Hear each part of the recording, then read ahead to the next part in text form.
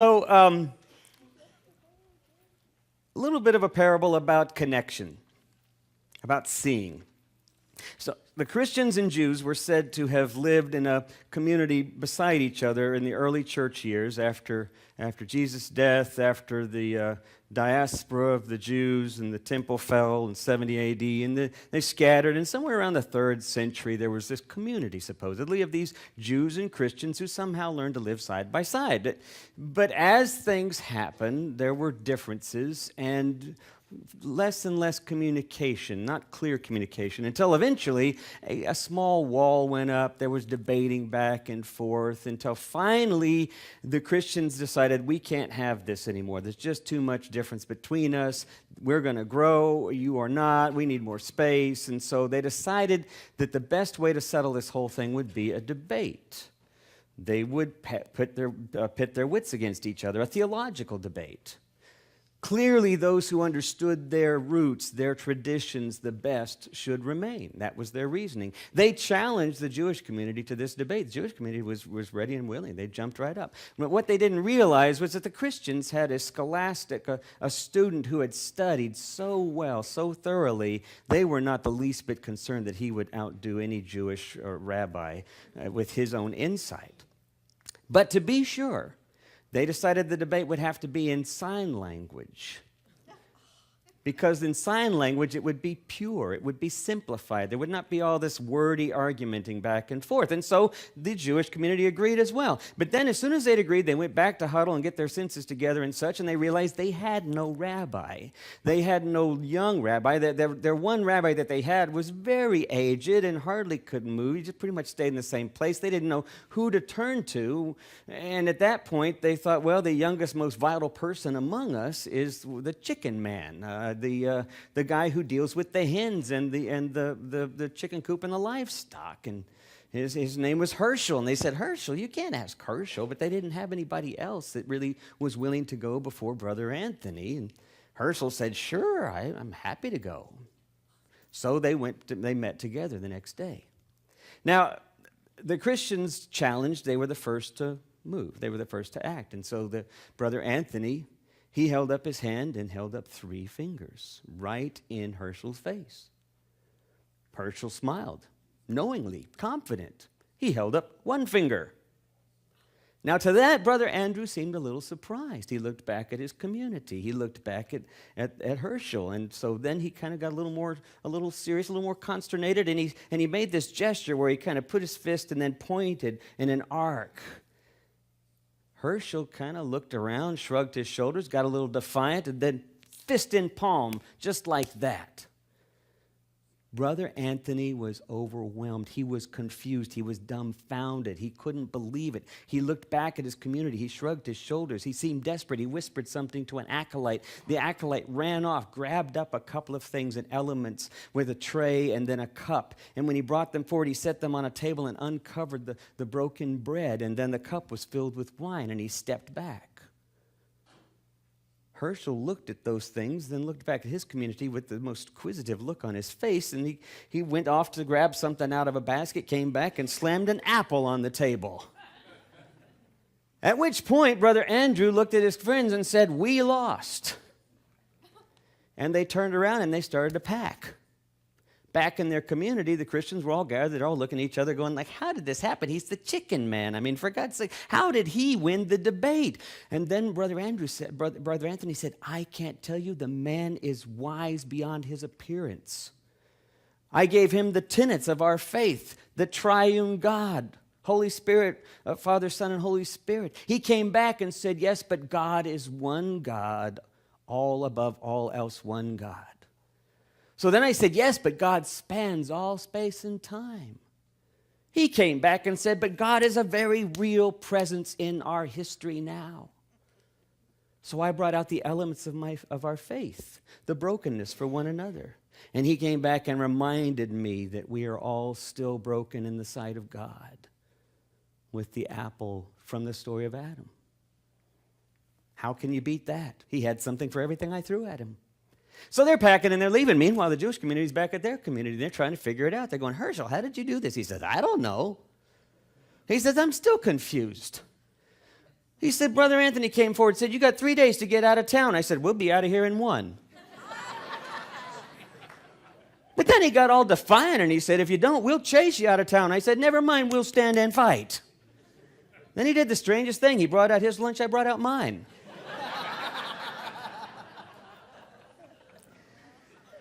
So we have a failure to communicate. But I think maybe more in light of our story, it's not simply a failure to communicate, but it may in fact be a failure to see the big picture. I don't know how many of you are familiar with the writings of G.K. Chesterton, a wonderful author and writer in the early 1900s, the early 20th century, an English writer, and he pretty much an influence for all the major writers that we know of. And for people like C.S. Lewis, he was an inspiration for C.S. Lewis to begin to explore who he was in relation to Creator and creation. And he's an inspiring writer. Much like Jesus' own teachings, he tends to speak in parables and ironies and paradoxes. So, for example, during the First World War, what he wrote was, the act of defending any of the cardinal virtues has today all the exhilaration of a vice. A dead thing can go with the stream, but only a living thing can go against it. Fallacies do not cease to become fallacies because they become fashion. And of course, this one, the Christian ideal has not been tried and found wanting. It has been found difficult and left untried. Clearly, he had a way of writing that would probably offend some people. But a lot of folks found his writing sparks for debate, much the same that I think we find with Jesus, who used parable and irony and metaphor to address the greater problems of not seeing the bigger picture, of not seeing the connections. The narrative story at the time of Jesus' time was the story of the Pharisaic story, the Pharisaic rule. The earliest Judeo-Christian, or the earliest Judeo story, the earliest Jewish story, was that of covenant between God and Abraham. And you might remember back when God blessed Abraham, God said, you will be a blessing to all. What was Abraham's purpose? What was the purpose of his story? Initially, it wasn't acquisition. Initially, it wasn't to hoard for oneself or for his own people. It was to be a blessing to the world. I will be a blessing to you, and you will be a blessing to the world. Over time, of course, the priestly rule came into the narrative of the Jewish faith, and then eventually, after the fall of the temple and the Roman Empire, the Pharisaic narrative became the dominant narrative. Partly because it was the best way to try to survive as Jewish faith under Roman rule. Try to keep things simple, black and white, but it got out of control. It was no longer about relationship. It was now about power and control, legalisms and rules, which is not unusual for institutions in some ways. Institutions find themselves becoming more inwardly focused. And as a result, sometimes it's easy to lose the big picture. You all know what today's the anniversary of? The falling of the Berlin Wall. That's right, 1989, the falling of the Berlin Wall. Who caused that? Who was a big influence in making that happen? I'm not even going to wait for you to answer that. No, I don't want to incriminate anybody. But what we often think of is, initially, we often think of it's Ronald Reagan. That famous speech Ronald Reagan gave us, he stood in 1988 on the west side of the wall with a crowd out there and shouted out, Gorbachev, tear this wall down. In reality, I think it was Bruce Springsteen who came to the same spot and gave a concert the next year in the very same spot. Y'all remember that concert? Some of you do, yeah. But in reality, the big picture is that wall was already fallen before it even got built. That's really the true story. In reality, things were already in motion. In reality, people's needs as a community always trump ideals eventually. And even on the other side of that wall, people could feel the compassion of others on the west side. Before that wall had been built in 67 or 61, I guess is when it started, but I think it was finally finished in 67 or 8. Before that wall had even been built, it was already doomed to come down eventually, as all walls eventually will. But the reality is we still keep building them. Google has this great little video clip, if you haven't had a chance to look at it. It's a short one, but it shows the paradox, the irony of our reality as we celebrate the one wall that came down, and yet we still live in a world that just builds walls. We still build walls between ourselves and others.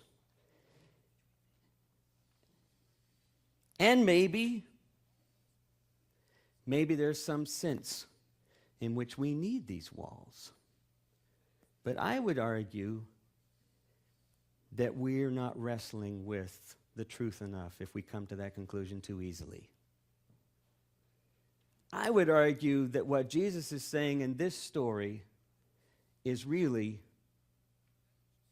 something more about the big picture and why it is so hard for us to see it.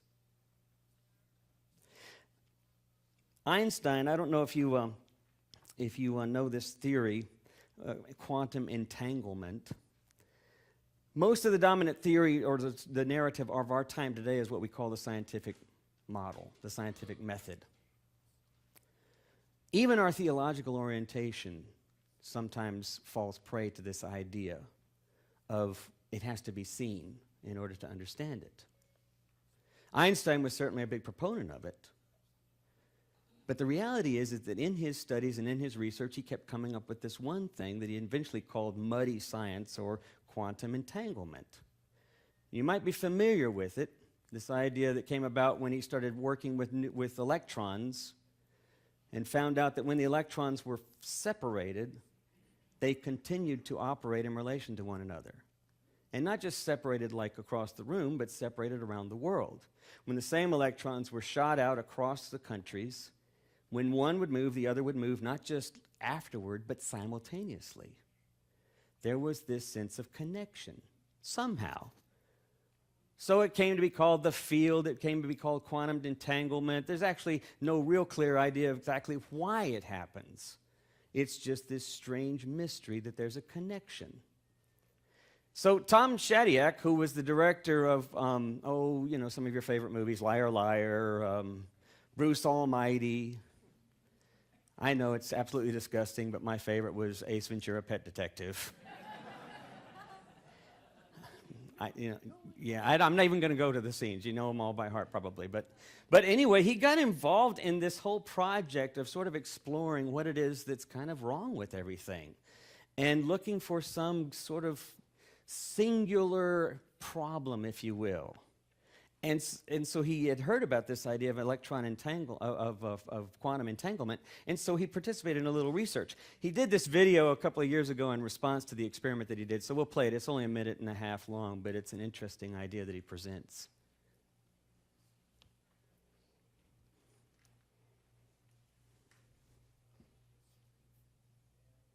Oh, we got to turn it up.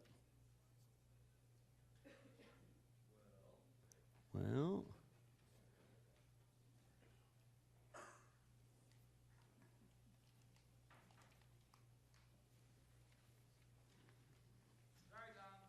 No volume?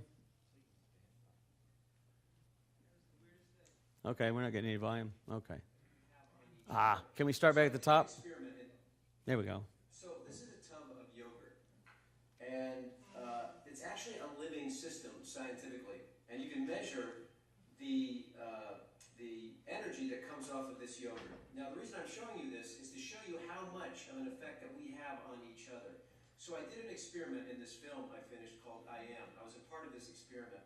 And they hook the yogurt up to a magnetometer, get a baseline reading. And then they have me, and I'm not hooked up to the yogurt.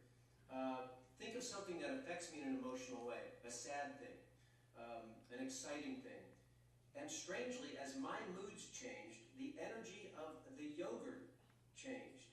Now, the reason they do this study is to show how powerfully we affect not only living things like yogurt around us, but each other. We know this intuitively when we come home in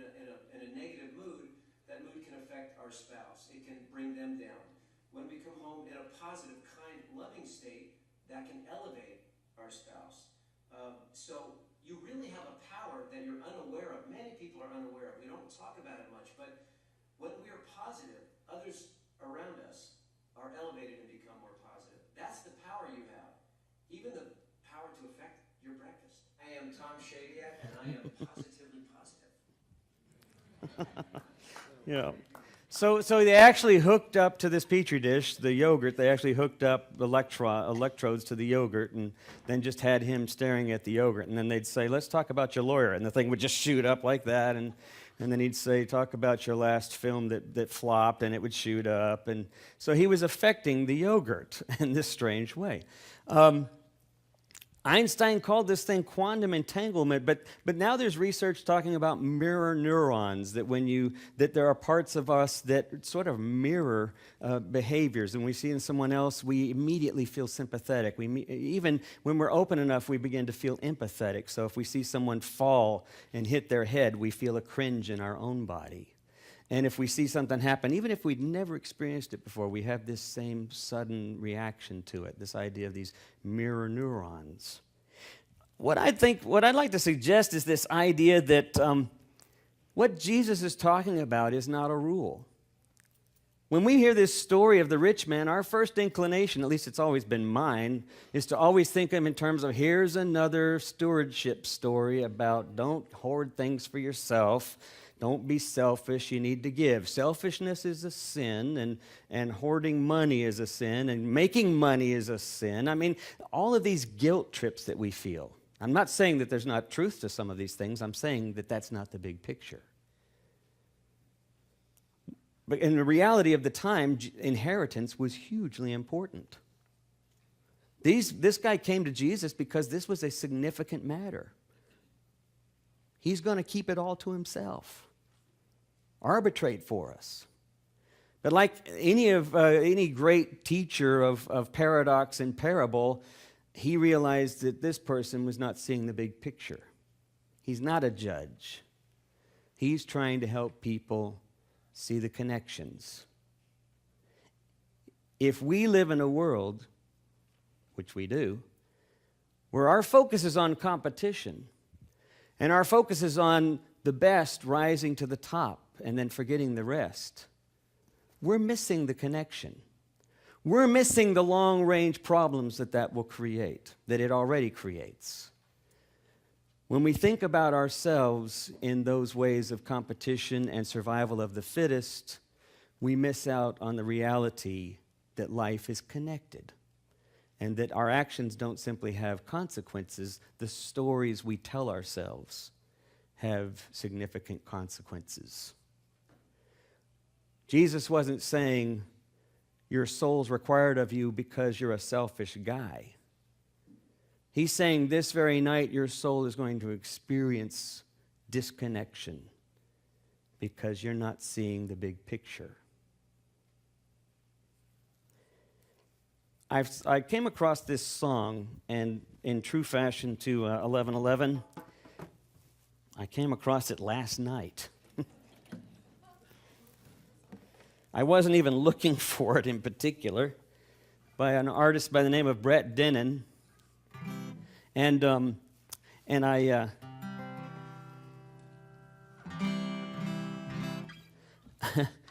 so I learned it. But it seems to speak to what I think is the message here.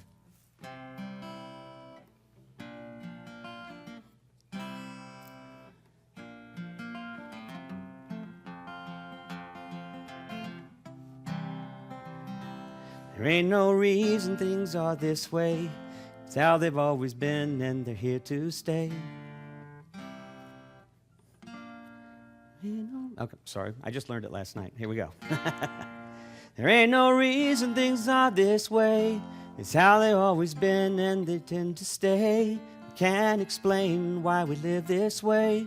We do it every day. Preachers on the podium speaking of saints, prophets on the sidewalk begging for change, old ladies laughing from the fire escape and cursing my name. I got a basket full of lemons, and they all taste the same. A window and a pigeon and a broken ring. You can spend your whole life working for something just to have it taken away. Well, people rushing around and pushing back their debts, wearing paychecks like necklaces and bracelets, talking about nothing and nothing about death, every little heartbeat, every breath. And people walk a tightrope on a razor's edge, carrying their hurt and their hatred and their weapons. It could be a bomb or a bullet or a pin, or a thought or a word or a sentence. There ain't no reason things are always this way. I know it's always been and they tend to stay. I don't know why I say the things I say them anyway. But love will come and set me free. Love will come and set me free. Love will come and set me free. Love will set me free. Prison walls still standing tall. Some things never change at all. Keep on building prisons, gonna fill them all. Keep on building bombs, gonna drop them all. Working your fingers bare to the bone, breaking your back and make you sell your soul like a lung that's filled with coal, suffocating the flow. The wind blows wild and I may move, but politicians will lie and I am not fooled. Don't need a reason on a three-piece suit to argue the truth. The air on my skin and the world under my toes. The slavery is in my bones. Chaos and commotion wherever I go. Love's what I'll try to follow. Love will come and set me free. Love will set me free. Love must come and set me free. Love will set me free. There ain't no reason things are this way. It's how they've always been and how they're here to stay. I can't explain why we all live this way. We do it anyway.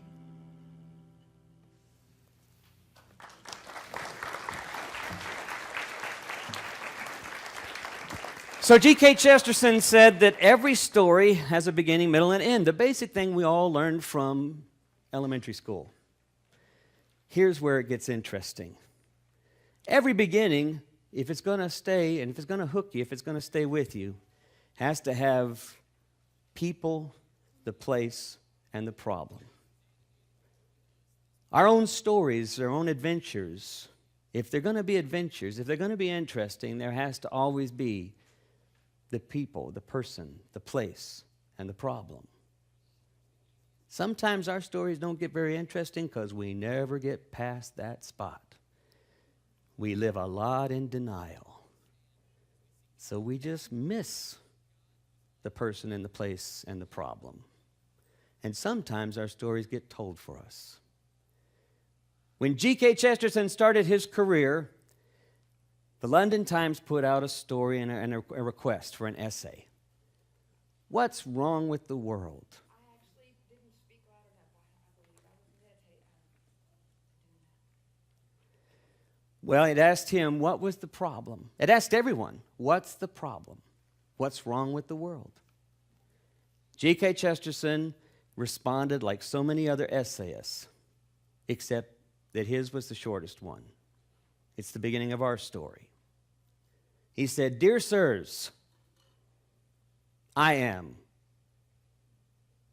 sincerely G.K. Chesterton."